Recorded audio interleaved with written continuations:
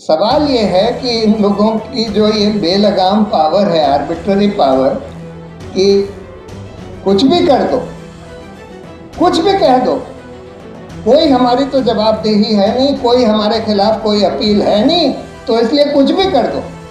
और यही किया गया इस केस में भी। ऐसा बेहुदा जजमेंट कि आप कह रहे हैं कि भाई पुलिस, जिसके खिलाफ आरोप है कि उन्होंने फर्जी मुठभेड़ में लोगों को मार दिया, आदिवासियों को, कि उन्होंने ही जांच कर ली और उन्होंने बोल दिया सब ठीक है, तो इसलिए सब ठीक है, और आपने झूठा केस बनाया है और आपके ऊपर 5 लाख रुपए का फाइन लगा दिया जाता है। तो ये एक बहुत ही मतलब अजीब ट्रेंड बन गया है और बहुत सारे जजों को ये लगने लगा है, खासकर वो जज जो रिटायरमेंट के पास आते जाते हैं और जिनको कोई पोस्ट रिटायरमेंट जॉब की ज़रूरत होती है। जैसे अरुण मिश्रा साहब, इन्होंने हरिन पांड्या का जजमेंट दिया, हमारे ऊपर 50,000 का फाइन लगा दिया। हम लोग गए थे कि इसमें इंडिपेंडेंट इन्वेस्टिगेशन होना चाहिए। हाईकोर्ट भी ये कह चुका है कि भाई ये गुजरात पुलिस ने बिल्कुल बोगस इन्वेस्टिगेशन किया था, गलत लोगों को पकड़ लिया था, फिर भी उसको डिसमिस करके हमारे ऊपर 50,000 का फाइन लगा दिया था उस केस में। उसके बाद उन्होंने कई अहम फैसले, बिरला सहारा वगैरह सब दिया, और रिटायरमेंट के बाद ह्यूमन राइट्स कमीशन का उनको चेयरमैन बना दिया गया। पहले तो 6 महीने तक उनको अपना ऑफिशियल घर रिटेन करने दिया गया, रूल्स को सब दरकिनार करके 1 महीने के अंदर खाली करना होता है बंगला। उनको 6 महीने तक रखने दिया गया। उसके बाद उनको नेशनल ह्यूमन राइट्स का चेयरमैन बना दिया गया, ह्यूमन राइट्स कमीशन का। उसी तरह से गोगोई साहब को उन्होंने रफाल का फैसला दिया, अयोध्या का फैसला दिया सरकार के हक में, और उनको रिटायरमेंट के बाद राज्यसभा का मेंबर बना दिया गया था। देखिए, आज देश में हम देख रहे हैं कि हर तरह से लोकतंत्र का, मौलिक अधिकारों का पतन हो गया है और देश एक बिल्कुल फांसीवादी ट्रैक पर निकल गया है। एक केस मैं कर रहा हूँ सुप्रीम कोर्ट में, अभी चल रहा है, अडानी की कुछ छत्तीसगढ़ में कोयला की खदानों के बारे में। तो ये खदान बिना किसी बिडिंग के राजस्थान की जो माइनिंग कंपनी है उसको दी गई थी, राजस्थान सरकार की।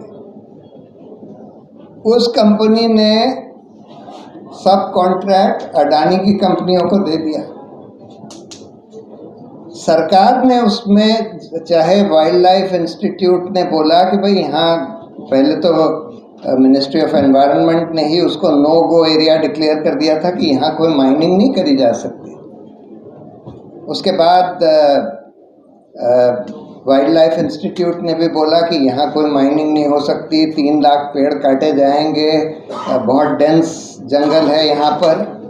लेकिन फिर भी भारत सरकार ने और छत्तीसगढ़ सरकार ने मिलकर वहाँ पर अडानी को माइनिंग करने की परमिशन दे दी।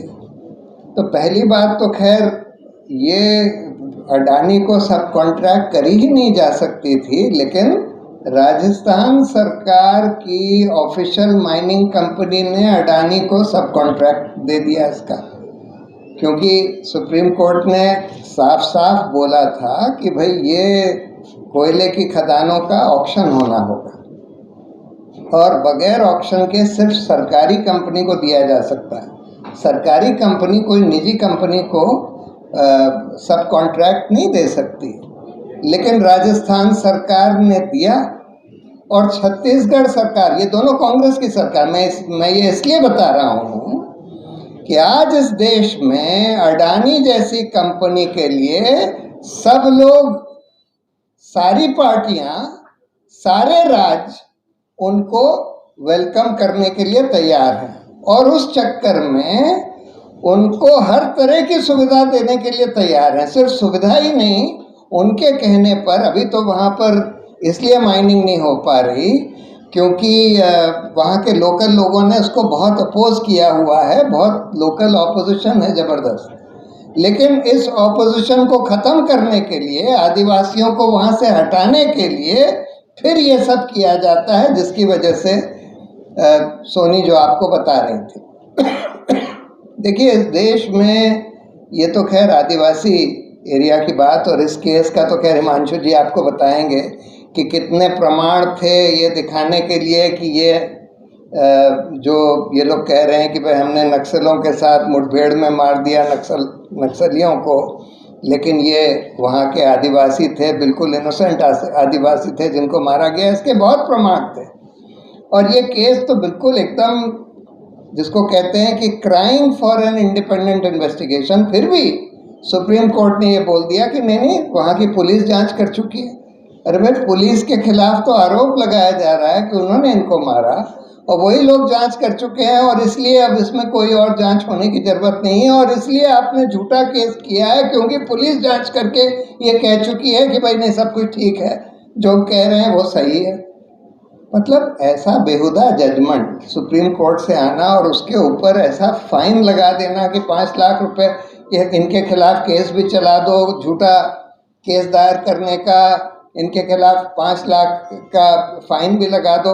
हम लोगों ने एक्चुअली जब मेरे खिलाफ कंटेम्प्ट में जजमेंट दिया कि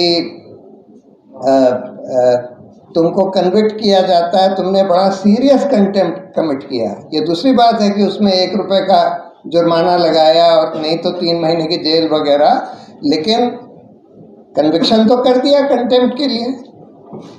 तो हम लोगों ने एक केस फाइल किया कि भाई अगर जब सुप्रीम कोर्ट कोई ओरिजिनल कंटेम्प्ट में आपको दोषी ठहराता है कोई क्रिमिनल चार्ज में, ये क्रिमिनल चार्ज है, तो उसमें कम से कम एक अपील होनी चाहिए। ये सुप्रीम कोर्ट बार बार कह चुका है कि किसी भी जने के खिलाफ अगर कोई कन्विक्शन होता है तो कम से कम एक अपील होनी चाहिए। तो हम लोगों ने एक पिटिशन फाइल करी कि भाई इसमें एक अपील तो कम से कम होनी चाहिए। तो सुप्रीम कोर्ट में ही कोई लार्जर बेंच के सामने जाए, नहीं तो कोई दूसरी बेंच के सामने जाए, एक अपील तो हो। तो उस पर अभी नोटिस इशू किया हुआ है।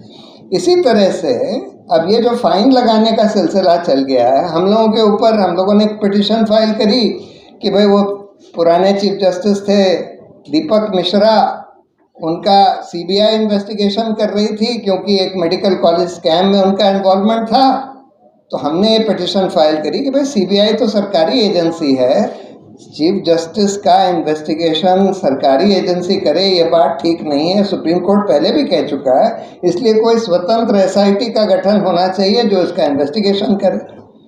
वो पिटिशन सुप्रीम कोर्ट ने, और ये अरुण मिश्रा साहब जो आज ह्यूमन राइट्स कमीशन के चेयरमैन बन गए हैं, उन्होंने, और इसमें ये भी थे खनविलकर साहब जिन्होंने ये जजमेंट दिया है, इन दोनों ने डिसमिस कर दी और 25 लाख का फाइन हमारे कैंपेन फॉर जुडिशियल अकाउंटेबिलिटी के ऊपर लगा दिया। अब 25 लाख की जगह 25 करोड़ भी लगा सकते थे। सवाल ये है कि इन लोगों की जो ये बेलगाम पावर है, आर्बिट्ररी पावर, कि कुछ भी कर दो, कुछ भी कह दो, कोई हमारी तो जवाबदेही है नहीं, कोई हमारे खिलाफ कोई अपील है नहीं, तो इसलिए कुछ भी कर दो। और यही किया गया इस केस में भी। ऐसा बेहुदा जजमेंट कि आप कह रहे हैं कि भाई पुलिस जिसके खिलाफ आरोप है कि उन्होंने फर्जी मुठभेड़ में लोगों को मार दिया, आदिवासियों को, कि उन्होंने ही जांच कर ली और उन्होंने बोल दिया सब ठीक है, तो इसलिए सब ठीक है, और आपने झूठा केस बनाया है और आपके ऊपर 5 लाख रुपए का फाइन लगा दिया जाता है। तो ये एक बहुत ही मतलब अजीब ट्रेंड बन गया है और बहुत सारे जजों को ये लगने लगा है, खासकर वो जज जो रिटायरमेंट के पास आते जाते हैं और जिनको कोई पोस्ट रिटायरमेंट जॉब की ज़रूरत होती है। जैसे अरुण मिश्रा साहब, इन्होंने हरिन पांड्या का जजमेंट दिया, हमारे ऊपर 50,000 का फाइन लगा दिया। हम लोग गए थे कि इसमें इंडिपेंडेंट इन्वेस्टिगेशन होना चाहिए। हाईकोर्ट भी ये कह चुका है कि भाई ये गुजरात पुलिस ने बिल्कुल बोगस इन्वेस्टिगेशन किया था, गलत लोगों को पकड़ लिया था, फिर भी उसको डिसमिस करके हमारे ऊपर 50,000 का फाइन लगा दिया था उस केस में। उसके बाद उन्होंने कई अहम फैसले, बिरला सहारा वगैरह सब दिया, और रिटायरमेंट के बाद ह्यूमन राइट्स कमीशन का उनको चेयरमैन बना दिया गया। पहले तो 6 महीने तक उनको अपना ऑफिशियल घर रिटेन करने दिया गया, रूल्स को सब दरकिनार करके 1 महीने के अंदर खाली करना होता है बंगला, उनको 6 महीने तक रखने दिया गया। उसके बाद उनको नेशनल ह्यूमन राइट्स का चेयरमैन बना दिया गया, ह्यूमन राइट्स कमीशन का। उसी तरह से गोगोई साहब को उन्होंने रफाल का फैसला दिया, अयोध्या का फैसला दिया सरकार के हक में, और उनको रिटायरमेंट के बाद राज्यसभा का मेंबर बना दिया गया। अब खानविलकर साहब 30 तारीख को रिटायर हो रहे हैं, अब देखिए कि इनको क्या मिलता है रिटायरमेंट के बाद। तो ये एक तरीका बड़ा प्रचलित हो गया है कि जजों को रिटायरमेंट के बाद का कोई नौकरी का लुभान देकर और उनसे जो चाहो फैसले करवा लो। और यही बात अरुण जेटली ने एक बार पार्लियामेंट में बोली थी कि the lure of post retirement jobs influence judgment of जजेस and this is a serious threat to the independence of the judiciary. और ये हम देख रहे हैं कि आज ये सब हो रहा है। मैं तो थोड़ा सा बस हटके न्यायपालिका की बात करना चाहता था कि देखिए आज देश में हम देख रहे हैं कि हर तरह से लोकतंत्र का, मौलिक अधिकारों का पतन हो गया है और देश एक बिल्कुल फांसीवादी ट्रैक पर निकल गया है। ऐसी सिचुएशन में न्यायपालिका की, खासकर सुप्रीम कोर्ट की बहुत ज़्यादा ज़रूरत होती है। हमारे संविधान में जो हायर जुडिशरी है, हाई कोर्ट, सुप्रीम कोर्ट, उनको दायित्व दिया गया है कि लोगों के मौलिक अधिकारों की रक्षा करना, लोकतंत्र की रक्षा करना, संविधान की रक्षा करना और कार्यपालिका और विधायिका को अपने दायरे में रखना, ये सब बहुत बड़ा दायित्व सुप्रीम कोर्ट और हाई कोर्ट को दिया गया है। लेकिन आज हम ये देख रहे हैं कि हर तरह से हमारे लोकतंत्र का हनन हो रहा है, मौलिक अधिकारों का हनन हो रहा है, संविधान की धज्जियां उड़ाई जा रही हैं। लेकिन ज़्यादातर हम देख रहे हैं कि उच्चतम न्यायालय, उच्च न्यायालय मूक दर्शक बनकर इन सब चीज़ों को देख रही हैं और मौलिक अधिकारों की और लोकतंत्र की रक्षा नहीं कर रही हैं। एक आध अपवाद ऐसे आते हैं, एक आध केसेस ऐसे आते हैं, जैसे मोहम्मद जुबैर के केस में अच्छा फैसला आ गया, एक आध और केसेस में अच्छा फैसला आ गया। लेकिन बाय एंड लार्ज हम ये देख रहे हैं कि आज न्यायपालिका की स्वतंत्रता बिल्कुल चरमरा गई है और ऐसा दिखाई देता है कि न्यायपालिका ने, न्यायपालिका ने, उच्च और उच्चतम न्यायपालिका ने अपने घुटने सरकार के सामने टेक दिए हैं। तो ऐसे सिचुएशन में हमारा सबका दायित्व बनता है कि जब जब हम ये देखें कि न्यायपालिका अपना काम नहीं कर रही, अपनी ड्यूटी नहीं निभा रही और हमारे अधिकारों की रक्षा नहीं कर रही, वहाँ पर हमको बिल्कुल खुलकर उसके खिलाफ हमको प्रोटेस्ट करना चाहिए, उनको क्रिटिसाइज करना चाहिए, बिल्कुल खुल के और ज़ोर के करना चाहिए। और जहाँ जहाँ वो कुछ अच्छा काम करते हैं वहाँ पर हमको उनका प्रेज़ करना चाहिए, क्योंकि हमने ये देखा है कि पब्लिक ओपिनियन का बहुत बड़ा इम्पैक्ट होता है न्यायपालिका की फंक्शनिंग के ऊपर भी।